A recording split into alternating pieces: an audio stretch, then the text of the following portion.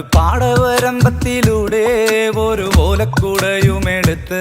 ചെറുഞാറു നടന്നൊരു കാല തന്നു ഓടി നടന്നൊരു പെണ്ണെ, കയ്യിൽ കരിവളയിട്ട് കണ്ണിൽ കൺമഷി കൊണ്ടുവരച്ച് പിന്നെ വാർമോടിയൊക്കെ വിരിച്ച് നല്ല ചേലുള്ള പാവാടയിട്ട്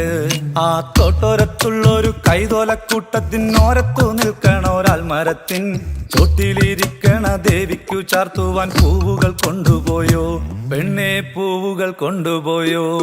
പണ്ട് പാടവരമ്പത്തിലൂടെ ഒരു ഓലക്കുടയുമെടുത്ത് ചെറുഞാറു നടന്നൊരു കാല